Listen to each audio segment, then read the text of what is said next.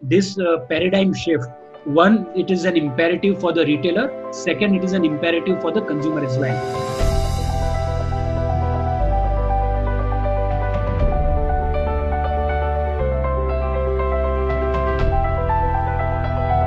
With over 15 million retailers nationally, generating a business of almost 4.74 lakh crores and employing around 46 million people, for retailers of non-essential items, business has reduced by 100%. Stores selling essential goods that have been allowed to remain open during this lockdown period are also suffering losses because they are not allowed to sell other general merchandise which would otherwise bring higher margins.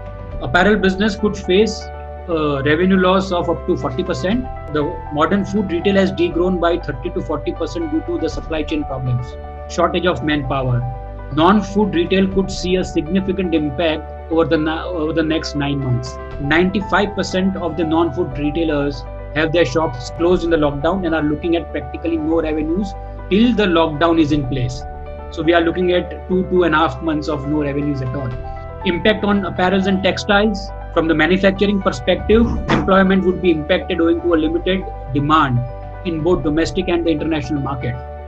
Industry could take a hit of almost 1 lakh crores due to the lockdown and the expected significant slowdown in the economic growth once the lockdown is shifted. In the next 6 months, food retailers are expected to earn 56% compared to the last year's revenue. So this is what the projection is, and this is what the impact is on the industry.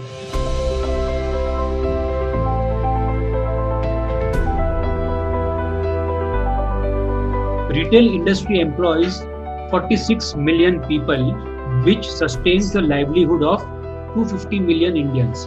Not opening non-essentials can have a serious impact on 20 to 25 million employees and 125 million Indians working in non-essential retail, and millions of other Indians working in the total supply chain from manufacturing to logistics to warehouse and retail and allied industries. India is all about consumption, and retail is a gateway of consumption. If retail is not open, it is going to have a serious impact on other sectors such as manufacturing, entertainment, and artisans, amongst others. If retail loses 1 million jobs, it will have a livelihood impact of at least 5 to 6 million.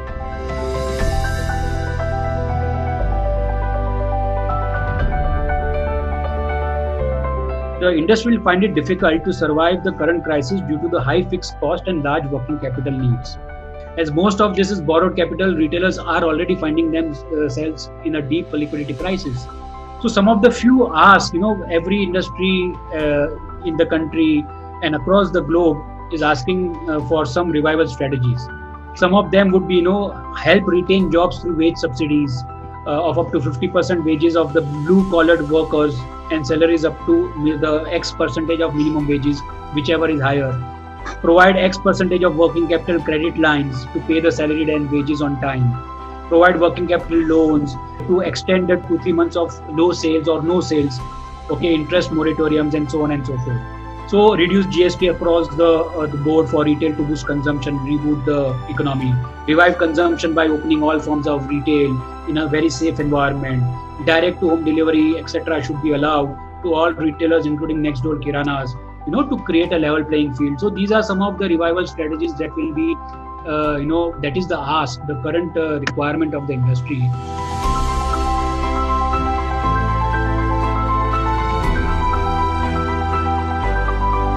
There will be less footfalls, but high conversions, at least for the next 6 months.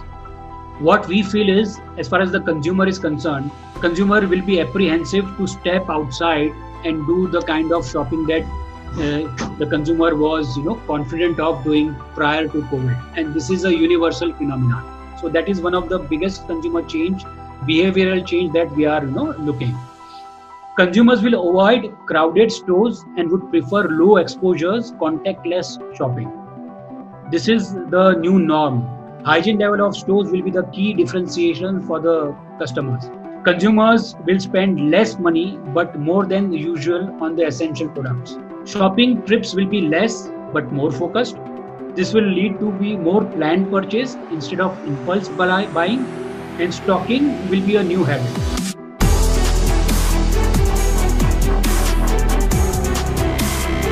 All the essentials would be in high demand, but in essentials, the packaged products also will start getting, a lot of patronage. Ready to eat products will get a lot of patronage.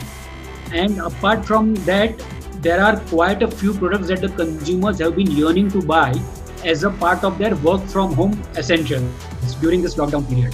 These include items such as replacement of mobile phones, laptops, computers, Wi-Fi routers. Even in kitchen, we have got and we have done the research that kitchen items and essentials are also something that the consumers would go out and buy as an essential thing. Some infant-related products, etc., will be again very much in demand. So there will be, the items which I mentioned definitely will be picking up. But since the incomes also have been restrained because of the lockdown, some have been laid off, there have been salary cuts and so on and so forth. Everybody has worked together as a team, all the stakeholders across the industry. So there will be some the income have also been, impacted, which will result in the low output also.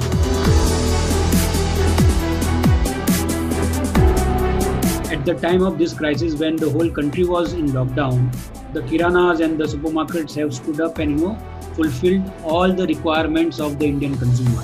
One good thing that has happened is the transformation that we can see in the kirana and the supermarket stores by adopting the technology also. We have seen that many kirana guys have started using cashless payments. So digital payments is something that the kirana guys have started using it.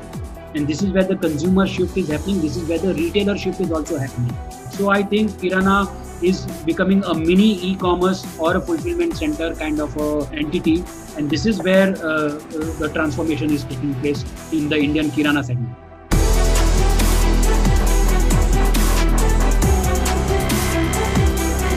This paradigm shift, one, it is an imperative for the retailer. Second, it is an imperative for the consumer as well.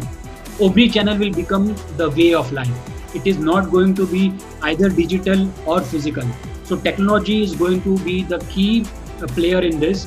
People are going to use technology. For example, if I as a retailer, I'm selling an X men's shirt as a category, then the customer entering the store today will be apprehensive in trying all the shirts or a couple of varieties in the trial room.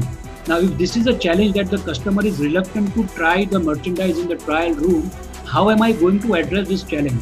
So technology can come in, and one of the examples or one of the usages of the technology is magic mirror. The customer can see on the magic mirror the various options of that shirt and the various size and the designs on the magic mirror itself, rather than going in the trial room and trying it 5-10 times. So I think these kind of technology advances are going to be the new normal, where it will be a touchless transaction. Technology is going to be used pre-purchase, whether you want to target the consumer during the purchase, right from the customer journey inside the store till he exits, and post-purchase in the service delivery and the service strategy arena also.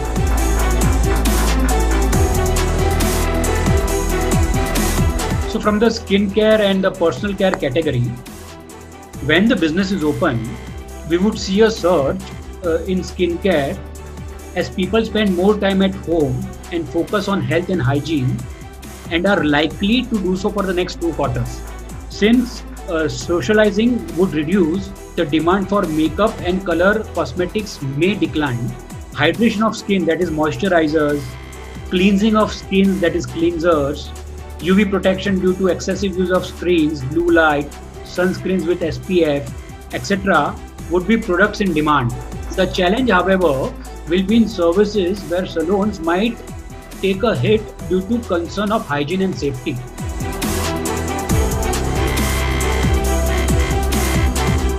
Today is the world of unified commerce. It is not digital, it is not physical, it is phygital. So the way I see it, we should use the term unified commerce, omni-channel, phygital as such, rather than digital or physical. And every player, whether it is a kirana guy or an apparel brand or an XYZ brand who is selling XYZ products, is going to go online. Online is imperative. Today, we can see a majority of the shift moving towards the online part, because what COVID-19 has done is it has made a tremendous impact in the consumer behavior as far as the digital transformation is concerned. So I don't think so it is necessary for a consumer to be online or offline. As far as he's getting his product, he's being served in a very, very safe, secure environment where all his minimum requirements are fulfilled. So it is the unified commerce world rather than a physical or a digital.